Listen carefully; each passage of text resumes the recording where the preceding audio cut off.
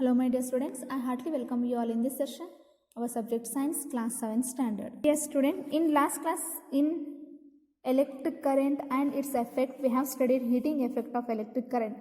Today in this portion we'll study about activity 14.4. Make the circuit we use for activity 14.3. This circuit. Yes, so replace the cell with a battery of 4 cells. Here we have to replace this with the battery. Also in place of nichrome wire, tie it with a thin strand of steel wool. Nichrome wire here from steel wool we have to replace it. The steel wool is commonly used for cleaning utensils and is available in grocery shops. If there are any fans in the room, switch them off. Now pass a current through the circuit for some time. Observe the strand of steel wool carefully. Note that what happens. Does the strand of a steel wool melt or break? Wires made from this special materials melt quickly and broken when large electric current and passes through them. These wires are used for making electric fuses. And in all buildings, fuses are inserted in all electrical circuit. This is a maximum limit on the current which can safely flow through a circuit.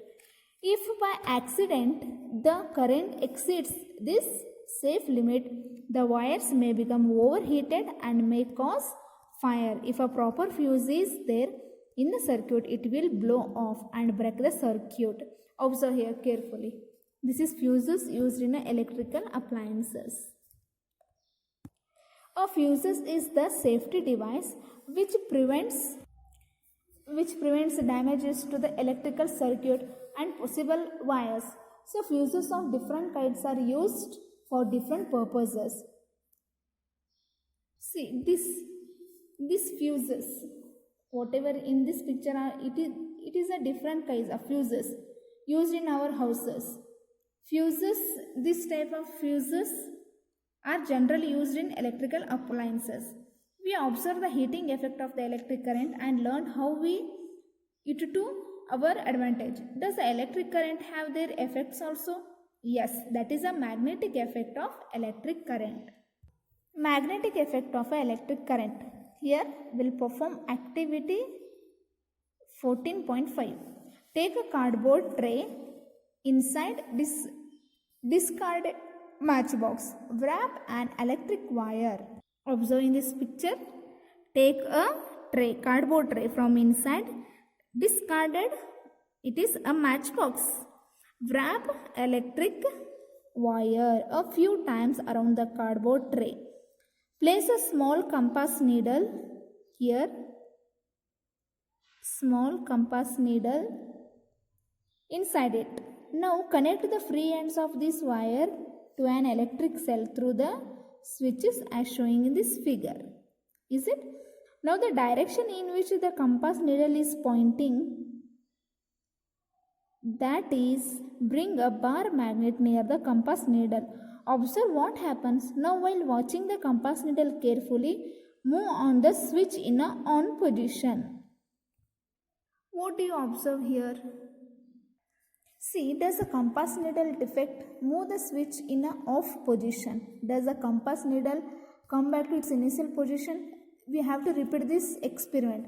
First of all, we will come to a conclusion. We know that needle of a compass, a tiny magnet. It have a tiny magnet, a small magnet which points in a north-south direction.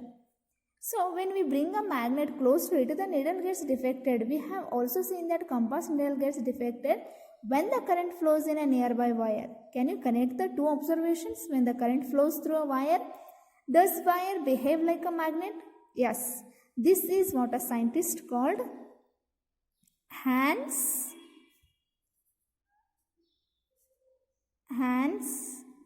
Christian Oersted. Hans Christian Oersted also wondered. He was the first person who noticed the deflection of a compass needle every time The current was passed through wire. He is that person. He is Hans Christian Ørsted from 1777 to 1851. Observe carefully. This person first found that a compass needle is every time it moves when current passes through the wire. So when electric current passes through the wire, it behaves like a magnet. Yes, when current passes through this wire, it behaves like a magnet. This is the magnetic effect of the electric current. In fact, an electric current can be used for making magnets. Do you find it surprising? Let us try it now. Electromagnet. Let us perform here activity 14.6. Take around 75 centimeter long piece of a insulated plastic or a cloth. Insulator you can take. Yes. Flexible wire and an iron nail. We need iron nail. Say about 6 to 10 centimeter long. Wind the wire tightly around. As showing in this figure, this iron nail is 6 to 10 centimeter long. Take iron nail and wrap this flexible wire to this. Wind tightly around the nail in the form of a coil. Connect the free ends of the wire to the terminals of a cell. It is a cell. Through the switch as showing in this figure. We have to do it. We have to connect it. This like this. Place some pins or near the end of the nails. Here. Near the end of nails. Pins. To the pins cling to the tip of the nail. Switch off the current. Are the pins still clinging to the end of the nail? The coil in the above activity behave like a magnet.